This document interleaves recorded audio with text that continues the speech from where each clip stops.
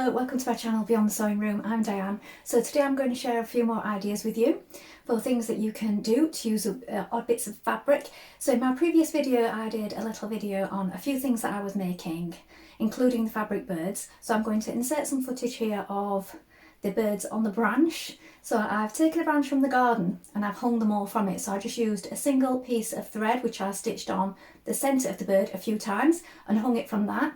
So I'll insert some photographs and you can see what that looks like. I think it works really well. And for the pot, all I've used is a candle holder and just attach some foil around the bottom of the twig just to make it into a ball. So some used foil you can use, or anything like some padding, and just insert it into the bottom of the either jar or candle holder. And then this is stood on my table now as decoration. I think that works really well. You might like to do that with some of your homemade decorations as well. It's just a branch from the garden really. This time of year there's plenty of twigs lying around, so that's easy enough to do. The next thing that I'm going to be showing you today is these little fabric baskets right here. So I had real fun making these. So these ones behind me, I've had this fabric for a little while now. I bought it last year just on impulse really, and it was only small pieces, they were only fat quarters. So it's just these, they go really well together. Gorgeous Art Gallery Fabrics cotton. So just little pieces, not anything big, but I didn't know what to do with them, but I really love them. So, you know, sometimes you're reluctant to cut into fabric when it's new like this and you're not sure what to do with it. So it was never intended for dressmaking. So I made these baskets. They're just really easy. So I'm going to show you in a minute what I did. I'm going to make another little one using these scraps here. And this one, I'm going to have it as just a shallow one for a little bowl for my bedside table, just to put my watch, necklace, things like that I take off at the end of the day, rather than just being on the side or messing about putting in a jewellery box. Just put it in a little fabric basket beside your bed. So I thought I could use one for that. I'll show you what I did. You don't need stiffener if you don't have any for the fabric. I have used it on these, but I'm going to show you an alternative, what you can do if you want to just make it and then just make it stand up but not buy any additional products, as it were.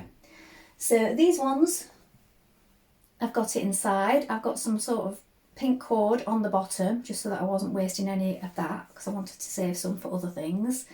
And I've just lined them with the same sort of shape and then just flipped it over the top, so just folded it back. And I haven't put anything in them yet because I only did them last night.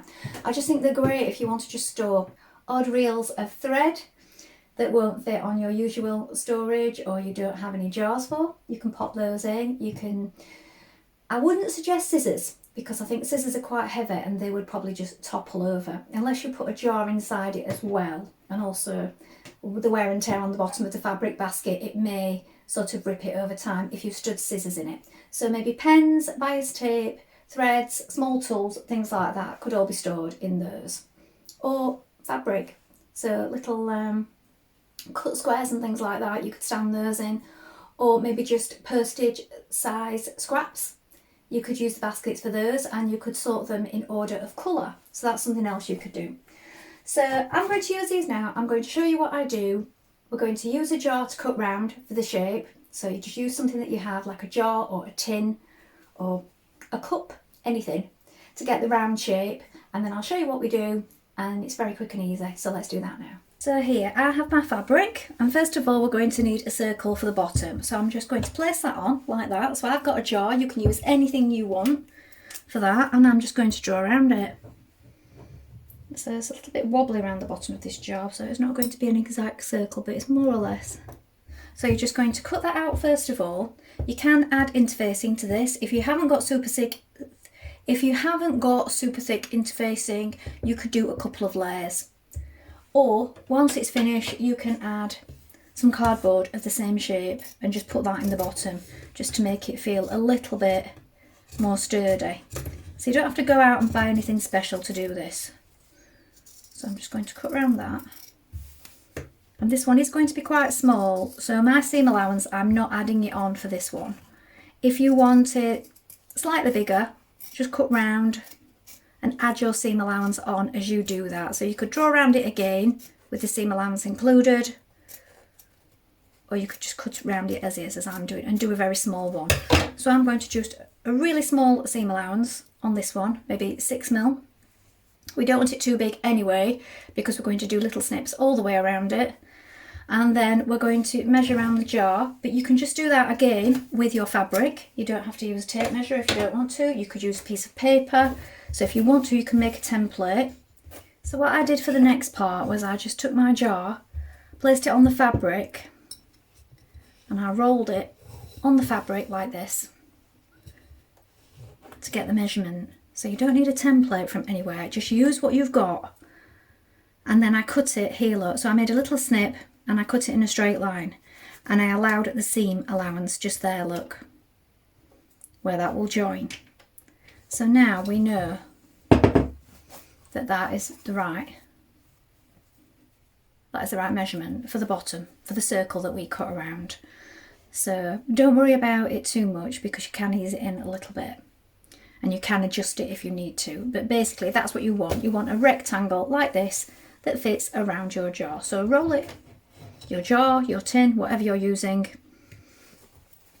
and you will arrive at this shape. So you do it as deep or as shallow as you want, and then once you've done that, you're going to do this again. So you want to cut it out on your inside fabric like this. So just place it on top, cut around this piece, cut around the circle again in your second fabric, and then we've got our pieces. Now if you're using interfacing, you want to cut 2 of interfacing and 2 of the circles in interfacing. But if you're not, what you can do is just get some card, use your paper scissors, cut out the circles in card, and also cut them out of the long rectangles as well, like this. And what we'll do is we'll make up our basket shape, and then we're going to slot this in after. So you'll decide on the height of it after, and we'll slot this in. You could either tape it down the side like that, and then that can be taken out if you need to wash the little basket, because we're just placing the inside one in and then we're just overlapping it around the outer edge like I did on these ones. So you can still wash them if you use this card method, but this will just make it stay sturdy on the table without having to use any interfacing. So if you haven't got any, just cut it out of cardboard for now. So what we're going to do is we're going to take our main fabrics and we're just going to sew down the seam allowance down the side on both first of all.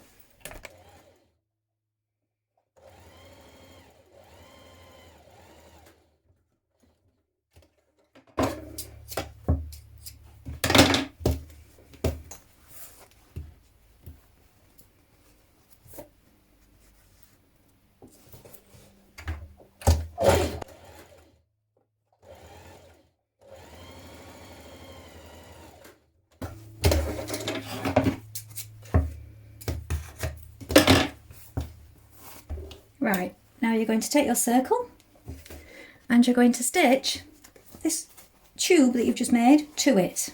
So you can press your seam allowance open first of all, if you wish. I'm just going to press it open with my fingers for now.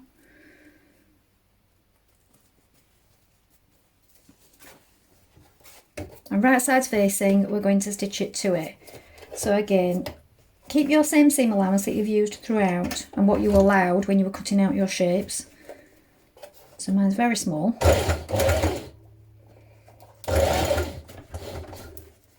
Now you can do some tiny little snips around it just to make that curve lie a little bit smoother all the way around. Don't go too close to your stitches. So there's one piece and that one's inside out, and now we're going to do the other one.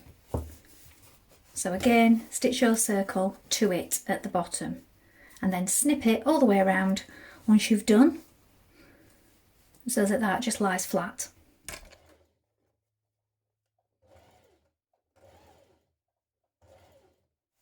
Right, so here we have our 2 cylinder shapes made of fabric, and remember that piece of card that we had before?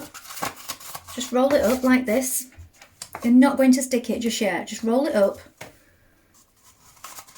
I'm going to place it inside, so this isn't going to be my outer one, and then just release it and it will just go to the shape like this, look. When you let go of it, it just finds the sides. And then once you've done that, then you can secure it with some tape or something on the inside once it's gone to the right size like this. Now I think this is a bit tall for the side of my bed, so I'm going to cut these down a little. I'm going to trim them down, so the fabric and the card now, because I don't want them as tall as that. So you get the idea. I'm going to take that out for now. Trim some off the top, so I think inch and a half, maybe a bit more. Should do that in centimetres, it'll appeal to more people. I'm going to take 3 centimetres off the top of each of these, including the card, and then I think that will be a better size for my bedside table. Bear in mind that once I've taken this off, there's also going to be a little bit more to fold back, so this one is going to be quite shallow because I want this one quite shallow. So I'm going to trim that now. Right, on my card piece I've taken off 4 centimetres because we want that to just be a little bit lower than the top of the fabric, because we're going to hem one of them and we're going to just fold it over to the back. So what I'm going to do now, this one is going to be my inside one. I'm just going to do a tiny hem around the top of that one to the wrong side.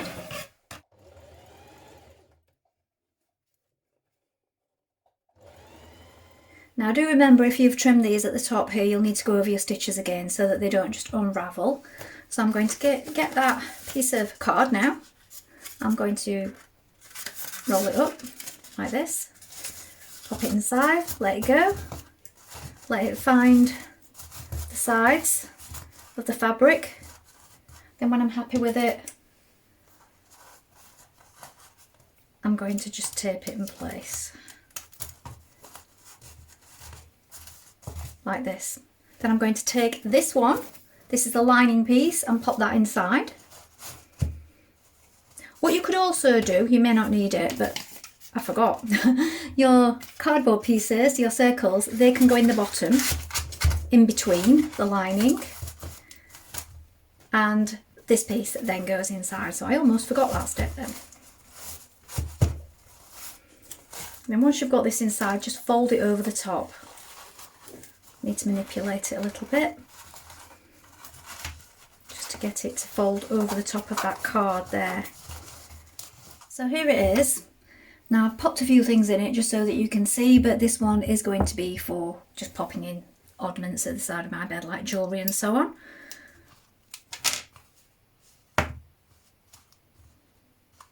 So they're really quick to do and they're just useful for using up those odd scraps.